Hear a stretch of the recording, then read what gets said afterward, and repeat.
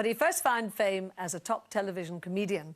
Then he turned his career on its head by taking to the stage. Now, his risk paid dividends, although he was getting actually less money per week, because his starring role in the hit show Me and My Girl was described as musical talent of the highest order, and rightly so.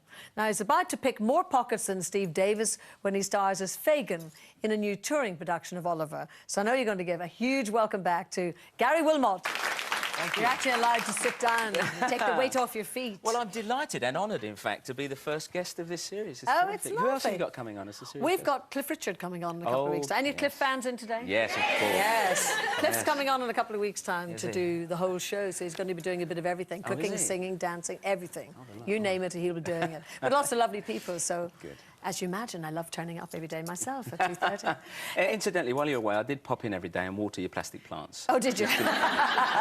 Did you look after the plastic fruit and as well? And the plastic fruit as well, yeah. Did you shine them nicely? Polish them up. All of it in the kitchen is real. You'll be glad to hear. Yes, it is real, yes, that's true. I can vouch for that.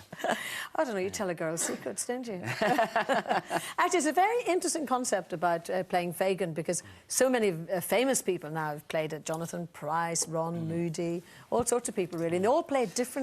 So how will you play yours?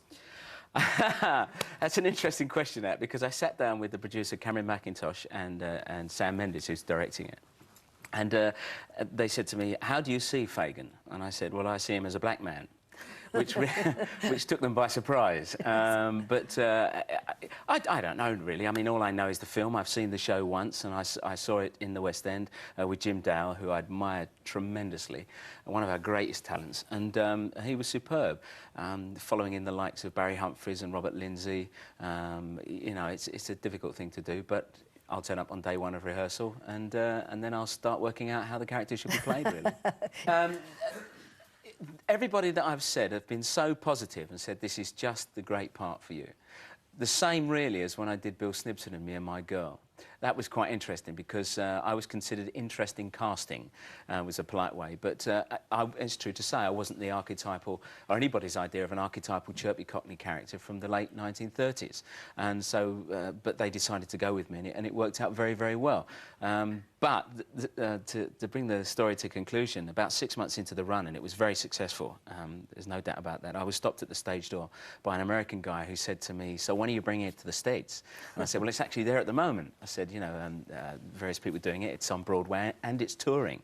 And he said, who's playing your part? And I said, well, Jim Dale. And he said, the English guy? I said, that's right. He said, gee, I suppose it would work with a white guy. Which was a nice compliment. And he thought the whole thing was built around the fact that... Actually, yours is a very interesting mix. I mean, in terms of your family, I mean, your father came from Jamaica, your mum was from Birmingham, but sadly your dad died very young, so your mum was left to bring up 2 children. And she obviously is a white woman. So was that difficult for her at that time? Do you know, it's only a retrospective view that tells me that, yes, it must have been terrible for her.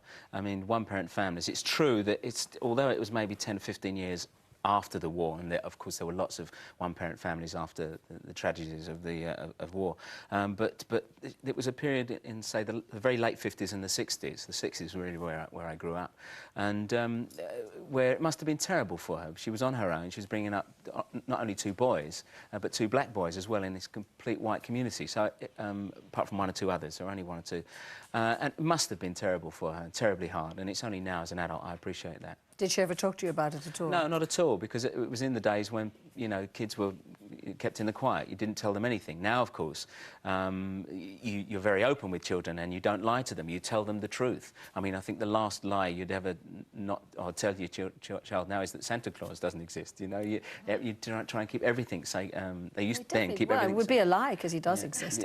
Yeah, of course he'd exist. Yes, he does. He does. Comes to me every year. He brought me this suit last Christmas. Yeah. Actually, your dad, I know, was a singer, and a good singer as that. Professional singer, wasn't he? Well, he was the guy who sang the immortal line, I am a mole and I live in a hole. He was in the group The Southlanders that had a hit with that in 1958, I think. So do you think that you know, it was almost an inherent part of you that you would have a voice, you would love the musicals? You think so, don't you? Yeah, I think that's the case. I mean, he died in '60 and I didn't come into show business until the late '70s. But I knew, my friends were always telling me, you should be on the television, you should go into show business. My school reports always said things like, if Wilmot put as much effort into his schoolwork as he does into making making his classmates laugh, he would do well. So then, what was really, I suppose I was crying out for being in the entertainment world. So you're a show-off, basically. I was a show-off, yeah, and we are in this, but it's called show business, and we're there showing off things that we can do. And I'm not shy about that at all, I think, because that's what we do. But and back then, I think they would. If I was a kid now, they'd say, you should be in show business, go for it. Here's a stage call or whatever. But back then, of course, it was very much get yourself a trade, son. But you made it. Well, and we're yeah, going to hear that fabulous yes, voice later yeah. on. But it's smashing that you're here. I'm so pleased you're here. I'm honoured, as I say. And just for this moment, would you thank Gary Wilmot very much? Thank you.